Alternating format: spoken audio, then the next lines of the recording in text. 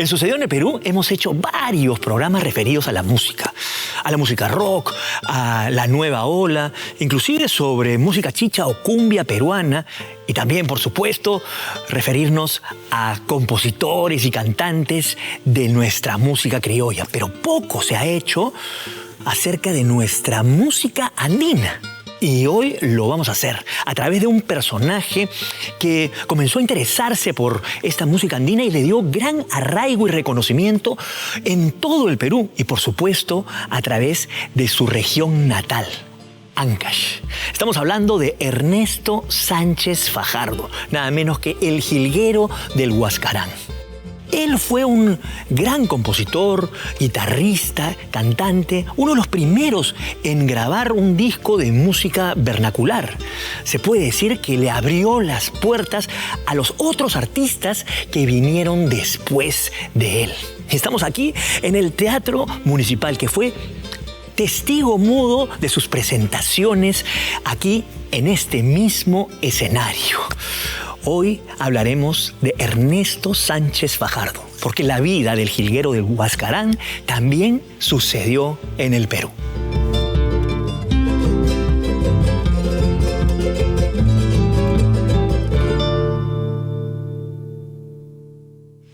Cuando yo llegué aquí a Lima, hace muchos años, te repito, miraba con extrañeza que la música serrana no se cultivaba. Si no se hablaba de los primeros pueblos como era Huaraz, por decir la capital del departamento de Ancash, menos se hablaba pues de la capital de la provincia donde pertenece mi distrito. No se hablaba de Corongo. Al no hablarse de estos dos principales, menos se hablaba pues de mi distrito. Entonces yo lo que he tratado de sacar así a flote a través de mis canciones, hacer conocer bambas aquí, bambas allá, bambacinita acá, bambacinita allá. De este modo la gente se ha ido enterando que yo era de bambas. Luego mis paisanos venían, me felicitaban porque en realidad estaba sacando a través de mis versos a mi bambas querido. Eso es lo que hizo el jilguero del Huascarán, Ernesto Sánchez Fajardo. Sacar a través de sus versos a su bambas querido, a su tierra, al Perú profundo. En otras palabras, visibilizar el mundo andino para que todos los peruanos lo podamos conocer. Bambas, bamba, tierra mía. El jilguero es un personaje de absoluta trascendencia en el siglo XX, no solamente como un gran artista, compositor e intérprete de la música tradicional peruana, especialmente de la música ancashina, sino también como un luchador social. Sintió mucho a su país, sintió mucho la pobreza, la falta de desarrollo social y una serie de problemáticas como la educación, y dedicó su vida a la lucha por alcanzar los derechos sociales y culturales de los peruanos. Felizmente tenemos ya algunas obras sobre el jilguero, particularmente la biografía que hizo Yuli Sánchez, su hija, ¿no?, que es un homenaje importante y que además traza muy bien su trayectoria, ¿no? Pero hay que seguirlo estudiando. Yo le diría a los jóvenes peruanos que lo escuchen, primero porque su música es preciosa, que lo escuchen, que lo conozcan, que lo valoren y que continúen poniéndolo en la agenda de los peruanos. Soy peruanito, hijo nativo de aquella tierra, al valle del Ande. Jilguero fue uno de los migrantes del norte que a punta de trabajo y de tesón llevaron nuestra música a los diferentes puntos cardinales del Perú, porque Lima era pues la base, el centro, ¿no? Él es un referente para las generaciones nuevas, como lo fue para mí.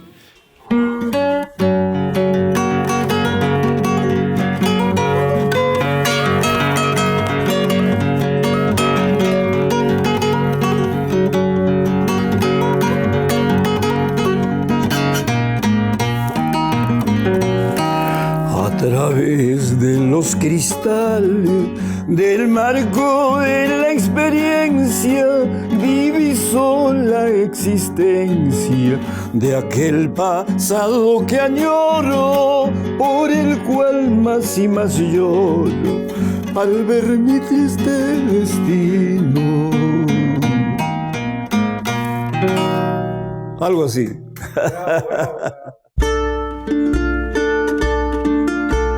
Ernesto Samuel Sánchez Fajardo nació en el actual distrito de Bambas, provincia de Corongo, departamento de Ancash, el 7 de noviembre de 1928.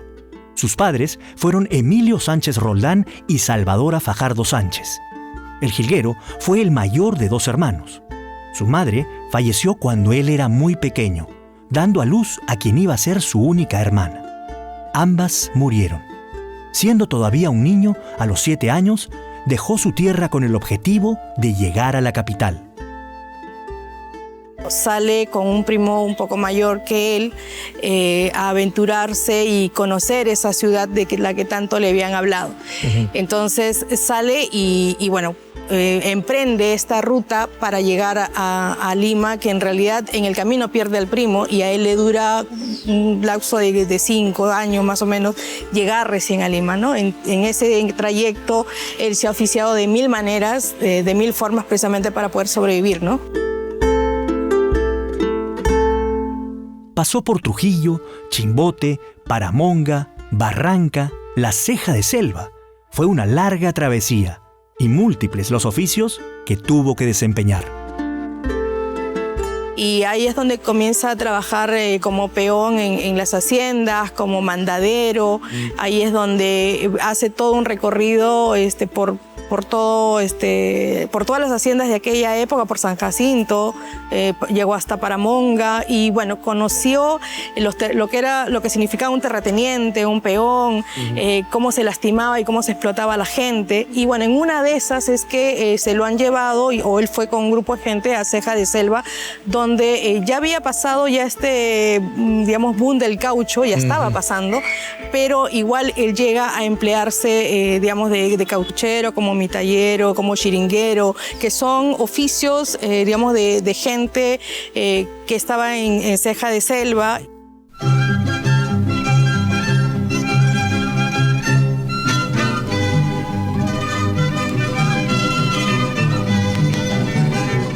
Ernesto Sánchez Fajardo llega a Lima en 1939 con tan solo 11 años de edad en un camión de carga. Como todo migrante, con una mano delante y otra atrás, tenía que fungir de 1000 oficios. Y él llega, aterriza de alguna forma en el mercado mayorista y comienza a ayudar a los comerciantes a cargar cajas de fruta. Separaba aquellas frutas buenas, esas que estaban listas para venderse, de aquellas que estaban malogradas. Pero también hizo de canillita, lustrabotas, mandadero, cuidador de chanchos y también de lazarillo de unos ciegos músicos caminantes por el centro de la ciudad para pedir limosna. La vida del campesino. Parece que tú endulzarás la vida del campesino. Cuando Ernesto acompañaba a estos músicos, comenzó a conocer a profundidad la música folclórica. Entendió cómo se tocaba, cuál era el sentimiento, cómo se cantaba, pero también los sonidos de la quena, de la guitarra y del violín. Ernesto decía también que estos eran unos músicos que cantaban con una inquietante profundidad y eso le parecía sorprendente. Dice que eran unos hombres silenciosos, casi fantasmas, una especie de músicos fantasmas, según él.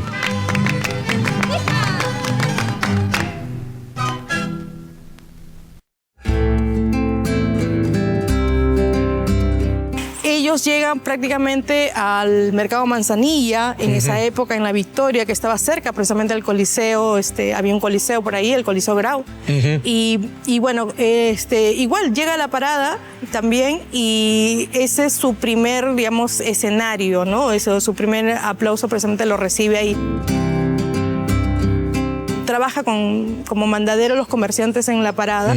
Y ahí precisamente es una de las cosas que él cuenta que fueron importantes porque comienza a cantar, ¿no? Y se da cuenta cuando termina la jornada del día y la gente ya comienza a cerrar sus puestos y comienza a tomar el caldo, pues él comienza a cantar y la gente comienza a rodearlo y él se da cuenta de que su canto gustaba, ¿no? El origen de su ingreso al mundo artístico podríamos encontrarlo cuando consiguió uno de sus muchos empleos de sobrevivencia, la venta de cancioneros. Resulta de que se junta con dos amigos más que ya hacían música, pero que vendían cancioneros. Entonces, él entra a cantar con ellos, ellos le invitan para que pueda formar parte del grupo y viaja también con ellos vendiendo cancioneros. Pero luego con ellos se presenta también como el trío Los Hijos del Sol del Cusco. Y ahí es donde comienzan a tener estas pequeñas participaciones y presentaciones en teatros por propinas, por cosas todas. Y creo que va descubriendo y va mirando esto de los coliseos y las grandes embajadas folclóricas que eran las compañías folclóricas en aquella época, ¿no? Fue en este contexto donde adquirió su nombre artístico, El Jilguero del Huascarán.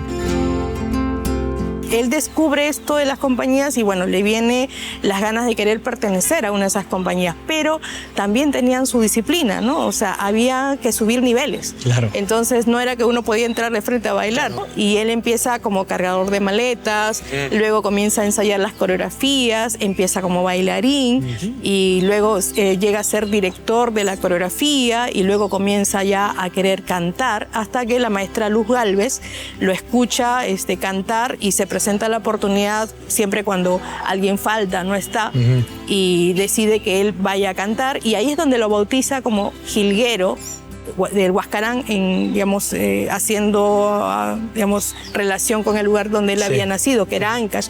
Y lo curioso es que en esa época todas las mujeres tenían nombres de flor y todos los hombres tenían nombre de ave. Y es curioso porque también de alguna manera era la relación que tenía esa generación de provincianos con la naturaleza, ¿no?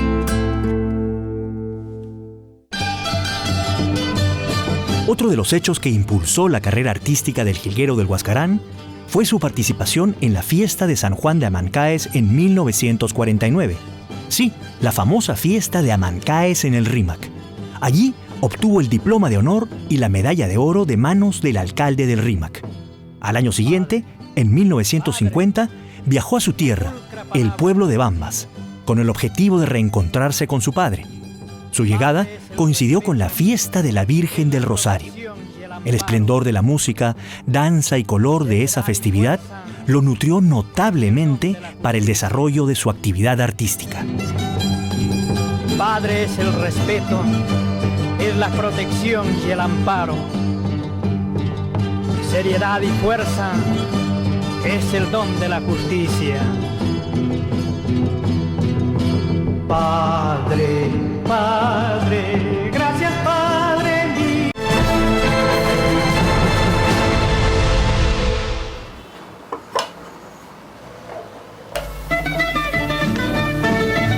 ¡Ay, ay, ay, paloma!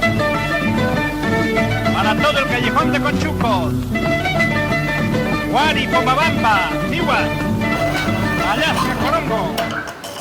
En 1948, el Jilguero del Huascarán fue uno de los primeros artistas en grabar en el sello Odeón argentino. Sí, argentino, porque prácticamente en el Perú, en esa época no existía aún una industria discográfica. La grabó tan solo con su voz y su guitarra, sí, acompañado nada menos que de su guitarra. Era uno de esos viejos discos de carbón de 78 revoluciones por minuto. El joven Jilguero del Huascarán, que tenía en esa época 20 años, ni siquiera sabía que ya se había editado ni que se vendía en el Perú. Y así fue como se enteró. Señor, disculpe, ¿quién es el cantante? Ah, él es un boliviano, al que le dicen el Jilguero del Huascarán. Al escuchar esto, el joven jilguero se emocionó grandemente. Las lágrimas lo embargaron como si fuera un aguacero de su terruño. El Jilguero del Huascarán pudo grabar su primer disco de carbón gracias al apoyo de José María Arguedas. Ellos cultivaron una entrañable amistad y admiración mutua. Se lo invitó para hacer una grabación, a él solo con su guitarra. Y resulta de que dijo de que acá, como no había sala de grabaciones, tenían que llevar la cinta a Argentina. Allí en Argentina llegaban ya los acetatos de 78 revoluciones. Es así como le hace grabar a Ernesto. Y resulta de que le agradó la grabación y posteriormente, ya con el tiempo, pues Ernesto siguió en el mismo sello de grabaciones. Y es el único sello donde él ha grabado toda su trayectoria.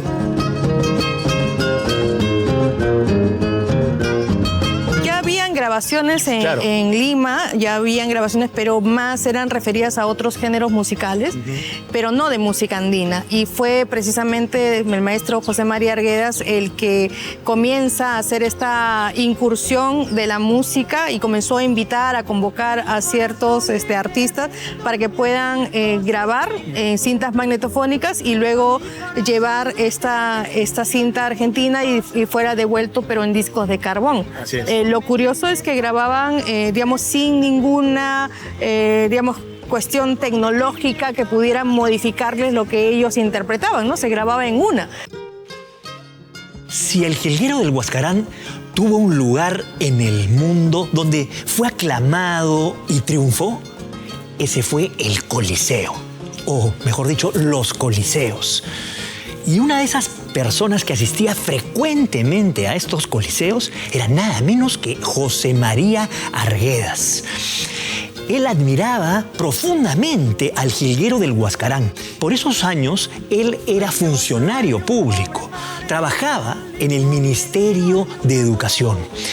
Y conoce al Jilguero en uno de estos coliseos y se vuelve su amigo. Una amistad que duró por más de 15 años. ¿Y por qué el maestro Arguedas era admirador ferviente del Jilguero de Huascarán? Mejor que nos los cuente el propio Amauta.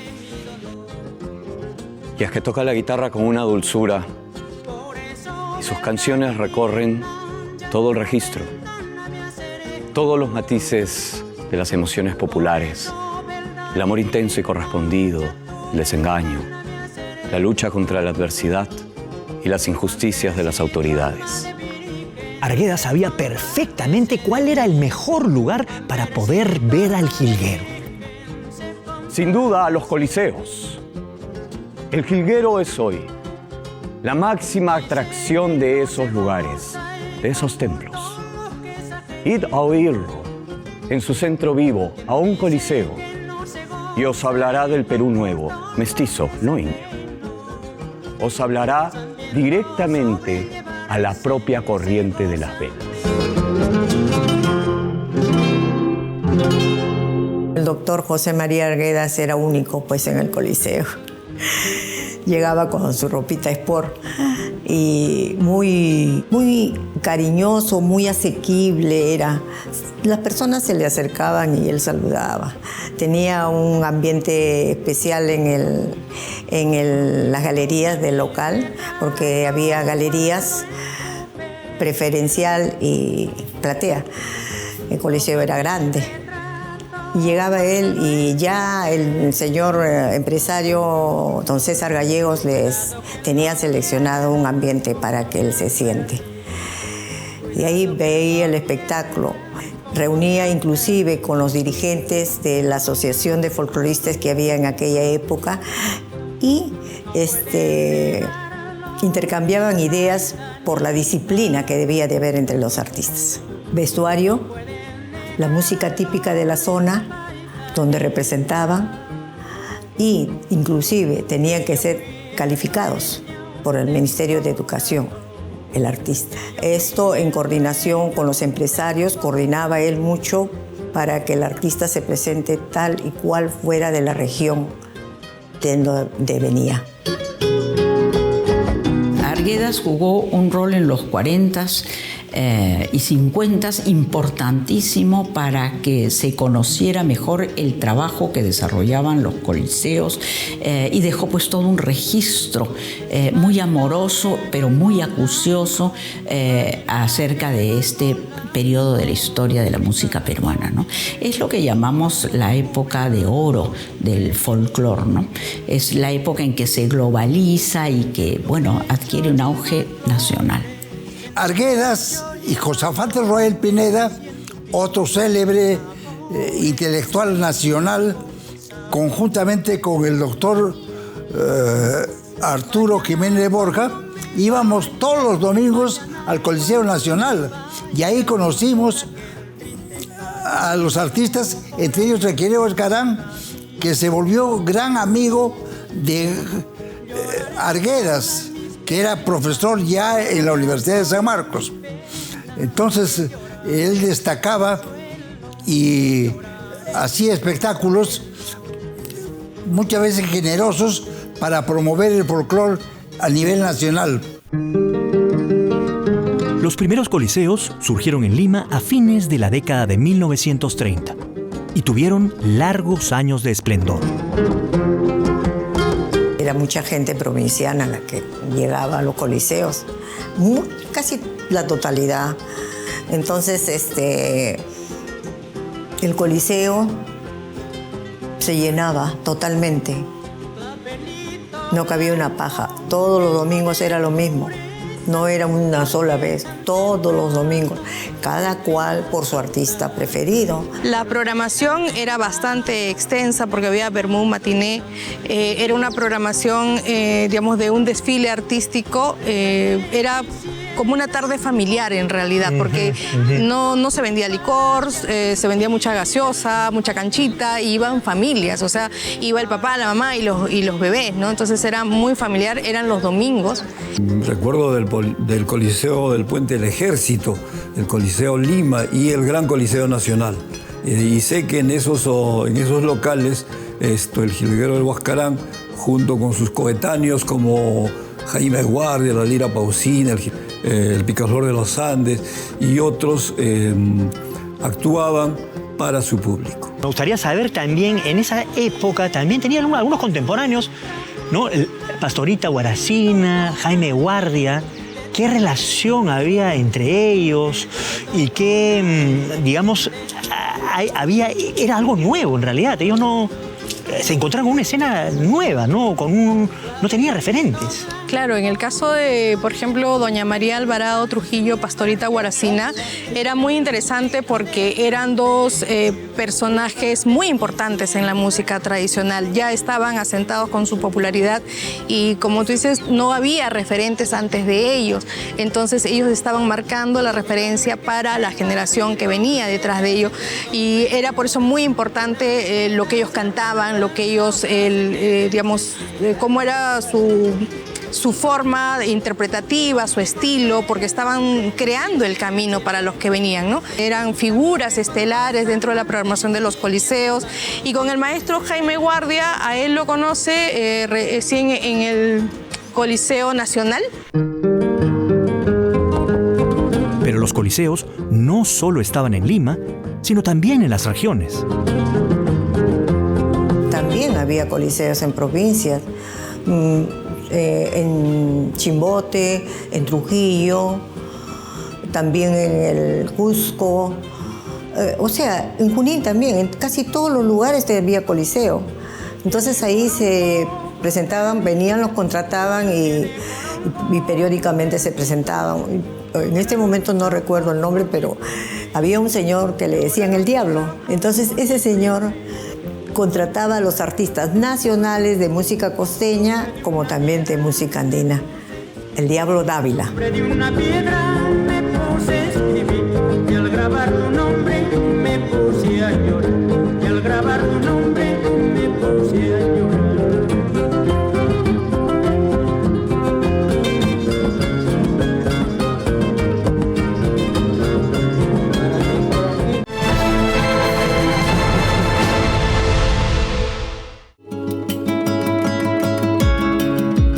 Fue también en un coliseo en el año 1957 donde el jilguero conoció a quien sería su esposa, Maruja Fuentes. Se conocieron en el Coliseo 2 de Mayo, en el año 57. Mi mamá con mi tía Zoila Fuentes Hurtado formaban parte del coro que hacía en las grabaciones con mi papá. Y bueno, de ahí es que nace la amistad, nace también el sentimiento. Conocí a Ernesto Sánchez Fajardo, el jilguero Huascarán, en el Coliseo Nacional. Nosotros actuábamos también en agrupaciones de danzas. Entonces, bueno, teníamos espectáculos, los coliseos de matiné, vermú. A veces salíamos en primera edición de la programación y bueno, entre esas idas y venidas entre los camarines, entre el escenario, conocimos a Ernesto Sánchez Fajardo. Ellos se casaron en 1960, pero años antes, él ya le había compuesto una canción, Marujita. Marujita se convirtió en el primer disco de oro entregado a un artista de música andina.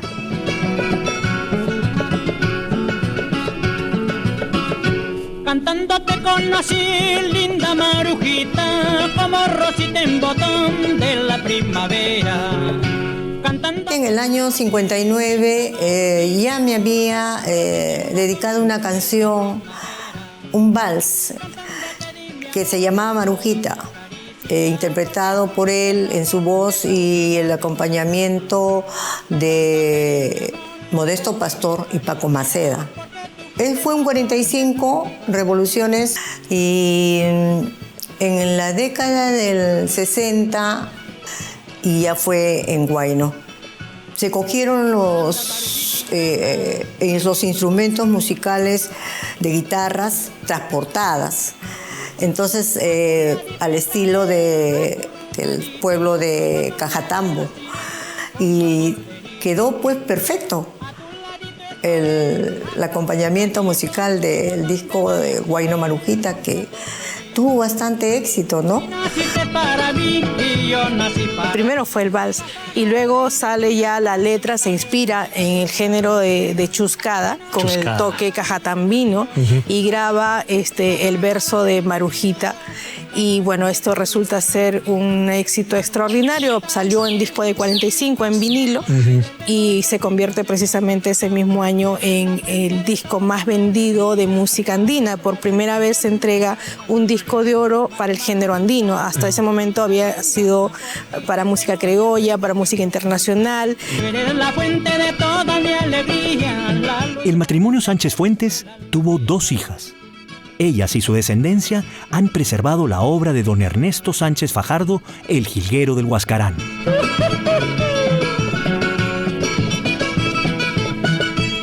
Yo he crecido con mi abuela, con mi mamá, con mi tía, y pues todas ellas siempre han hablado de esta época de oro, ¿no? De la música andina. Y especialmente a mi abuela es quien ha escuchado más hablar sobre sus anécdotas, ¿no? A partir de la década de 1960, el jilguero del Huascarán utilizó la imagen y el vestuario de un personaje de leyenda, ancashino como él, Luis Pardo, el famoso bandolero. A mí me gustaba mucho la canción de jilguero. Mi pueblo es Cajacay, en la provincia de Bolognesi. Es un distrito que queda en la provincia de Bolognesi, región Ancash, ¿no? Y el jilguero es ancashino.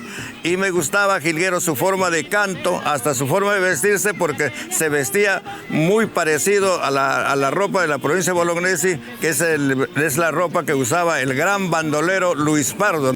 Se inspiró posiblemente en él, pero él le canta, en verdad es que Amarga menciona su nombre precisamente. Si reviviera Luis Pardo, el gran Alama y Atusparia, no habrían tantos abusos en nuestra patria querida que es el Perú. Si reviviera Luis Pardo, el gran Alama y Atusparia, no habría... Como hemos visto, el éxito del jilguero en los coliseos surgió a fines de la década de 1940, pero se extendió largamente. Nunca le dan las razones, aunque Yo conozco al jilguero del Huascarán en el año 1965, en el Coliseo Nacional, donde íbamos todos los provincianos a ver. Yo muy joven, tendría 14 años más o menos.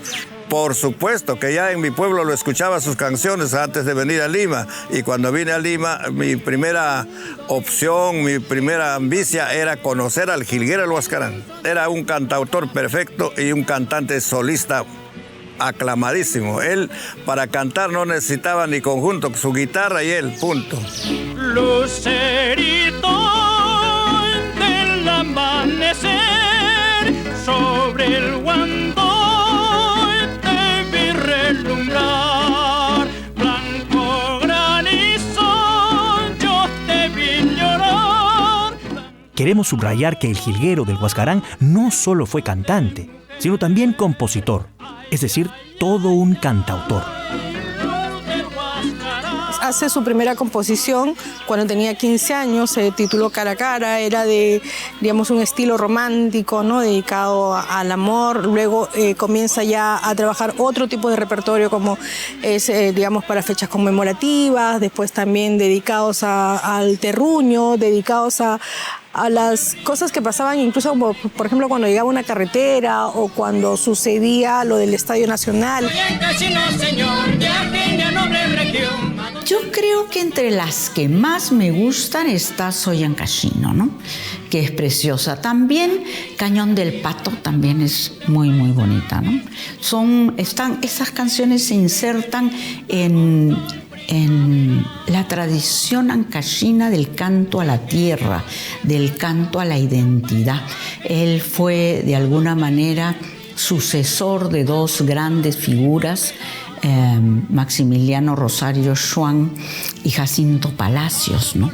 Entonces, él bebe de fuentes muy, muy ricas y sabe estar a la altura de esa tradición, ¿no? Y eso es algo que hay que valorar en él. Es un hombre de su tiempo, es un luchador social, pero a la vez es un hombre que mantiene su arraigo y su lealtad a la tradición específica ancashina, ¿no? Nunca la deja, aunque introduce nuevas temáticas, pero nunca deja la tradición.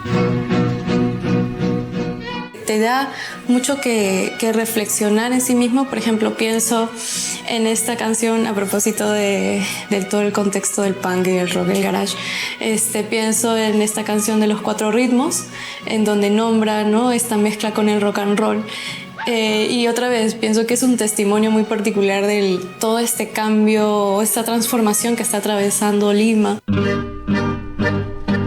Señores, en este momento Ernesto Sánchez Fajardo, el jilguero del Huascarán, hace uso de la palabra en la Plaza San Martín de Lima. Hermanos ancashinos, los pueblos reclaman Universidad Técnica para Ancash, pero el Parlamento nos ha negado. ¿Debemos seguir en la ignorancia? ¡No! Pero las composiciones del jilguero no se limitaron al lado romántico, social o regional. También compuso temas de protesta y contra la injusticia.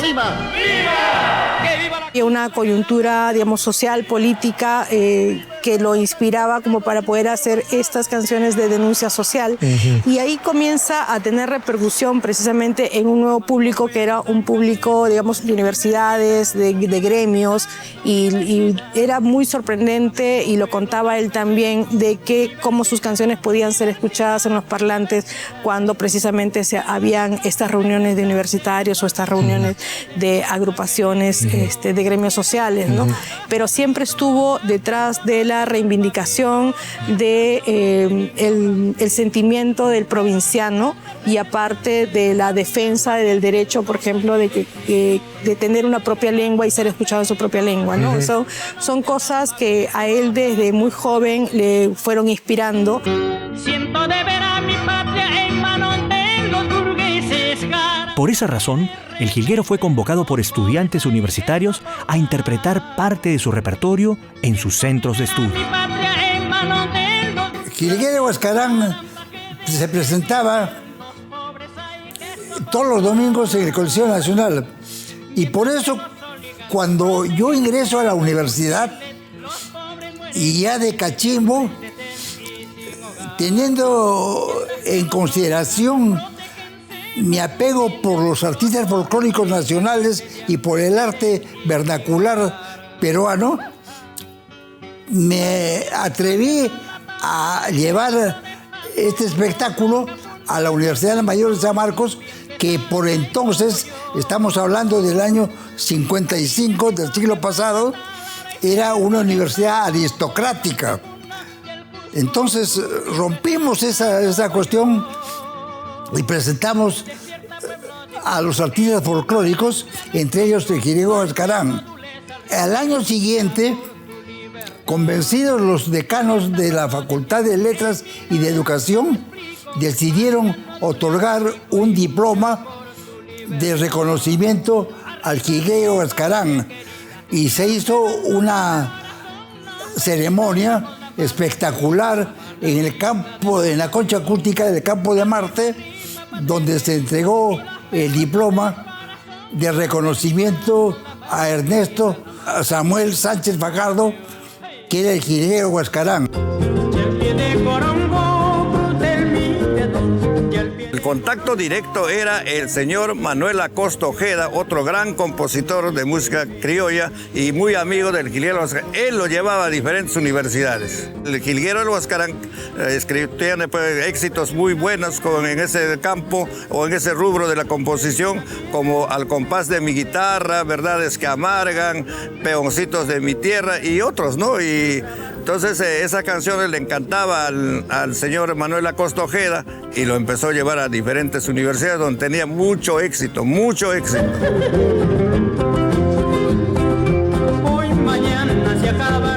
Recuerdo este tema al gran Alama y a Tusparia, que sonó bastante en la guitarra del Jilguero. En la universidad solíamos escucharlo también porque los universitarios, pues así como rebeldes e irreverentes que éramos, buscábamos canciones, ¿no?, que también cantaran la voz del pueblo oprimido. A ver si me acuerdo. Y si no, repetimos.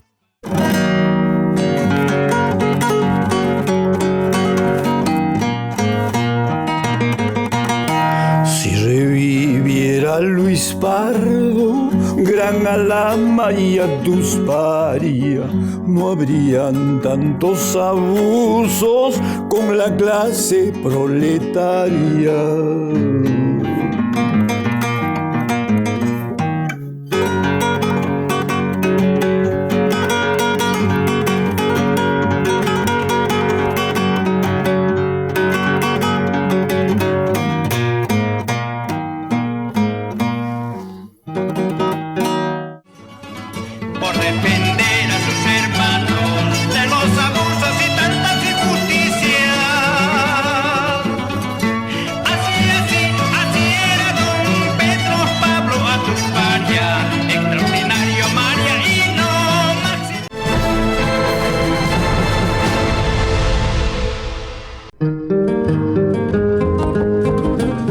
La carrera del Jilguero del Huascarán corrió paralela a los orígenes y a la época de oro de la radio en el Perú. En ese contexto, él tuvo una participación activa en diversos espacios radiales. En sus inicios, incluso actuó en radionovelas, al lado de destacados actores. En Radio Central se hacía novelas. Y es ahí donde lo llaman a Ernesto para participar dentro de una novela que se denominó Santosa. A Ernesto lo llamaron para hacer el papel de provinciano. La novela siguió muchos meses en Radio Central y era como a las 9 de la mañana, 10, algo así. Y después también en Radio Nacional nos denominaron para hacer programas íntegramente de folclore. Radio Nacional 1080 y en horarios especiales salía en mismo Radio Nacional. Ahí trabajamos haciendo 1 hora de folclore por muchos años. En 1965, primero Ernesto Sánchez y su esposa después fueron los conductores del programa de radio El Cantar de los Andes, emitido por Radio Agricultura. Desde esa tribuna, el jilguero encabezó la masiva convocatoria para la creación de una anhelada universidad en Ancash, en el año 1968.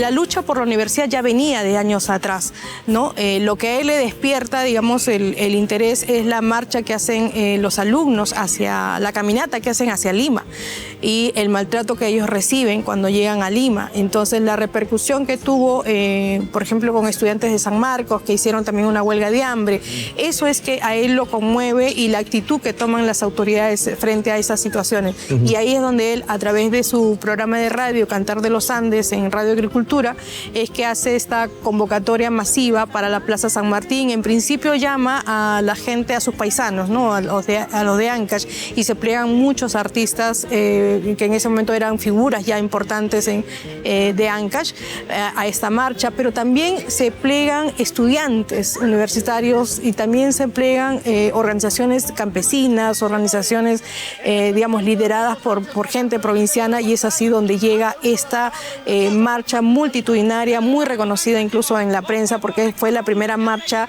en la que de provincianos, de marcha regional, que se llena una plaza como la Plaza San Martín. ¡Viva la marcha del sacrificio pro Universidad Huaraz Lima! ¡Viva! Y obviamente eso fue el espaldarazo que tuvo la ley para que pudiera avanzar más rápido y se pudiera crear esta primera universidad.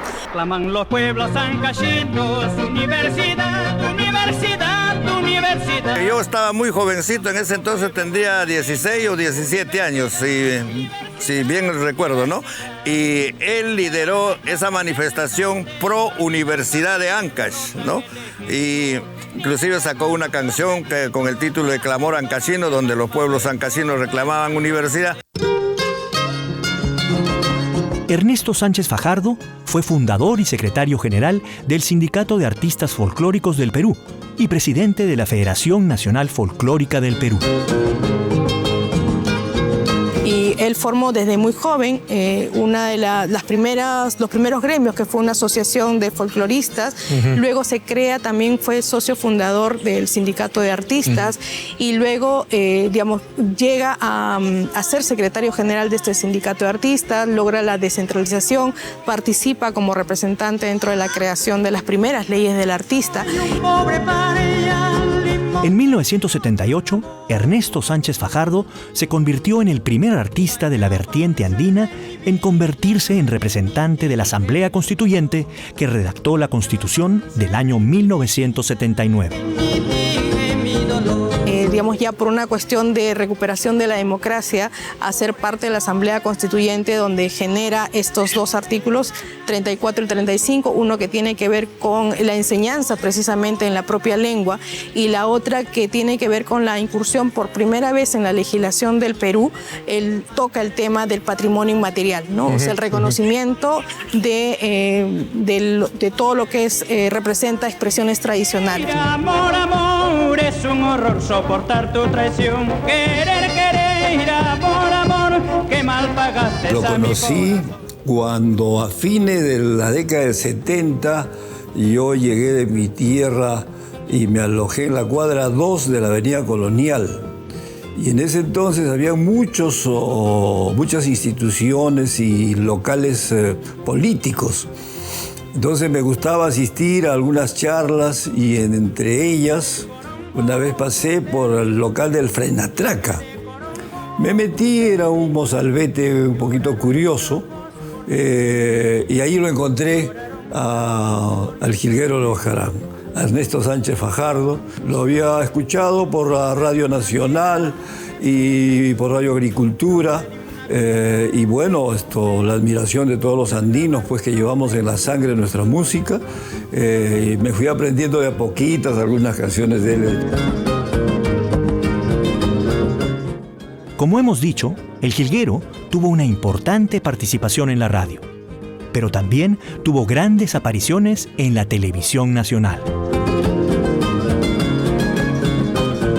En los años 80 yo era productora de TV Perú, lo que hoy es TV Perú, y hice un programa junto con Ernesto Hermosa que se llamó Corazón Serrano, y tuvimos el honor de grabar un capítulo entero con el jilguero del Huascarán. Se va mi amor, se va mi amor, se va marchitando igual que una flor. Se va mi amor, se va mi amor, se va marchitando igual que una flor. Ernesto le hizo una gran entrevista y yo creo que es la única grabación, el único registro del jilguero cantando y contando su biografía. Hasta siempre digo con el corazón, porque mañana parto hacia el ignoto. Don Ernesto Sánchez Fajardo falleció prematuramente el 23 de diciembre de 1988 a los 60 años. Dejó el lado terrenal, pero su memoria sigue viva. Entre otras cosas, gracias al cariño de sus seguidores y al denodado esfuerzo de su esposa y descendientes, encabezados por su hija, Julia María Sánchez Fuentes, Yuli, quienes se han trazado el objetivo de perennizar su legado. Hasta siempre digo con esta... Solo puedo imaginar los aplausos, la alegría y el jolgorio que causaba el jilguero del Huascarán cada vez que se presentaba en un escenario como este, el del Teatro Municipal. Y he tenido la suerte de conocer más a profundidad no solamente la música de Ernesto Sánchez Fajardo, sino también la importancia que éste ha tenido en nuestra vida cultural. Porque si nosotros hoy disfrutamos un poco y conocemos también de nuestra música andina y la valoramos, yo creo que es básicamente por este hombre, Ernesto Sánchez Fajardo, el jilguero del Huascarán. Y ha sido también una especie de temprano homenaje a su memoria, ya que dentro de 3 años estaremos celebrando el centenario de su nacimiento. Salud por eso. Nos vemos en la próxima. Solo el Señor sabe por qué me voy lejos, ese secreto llevo dentro de mi pecho. Solo el Señor sabe por qué me voy lejos, ese secreto llevo dentro de mi pecho.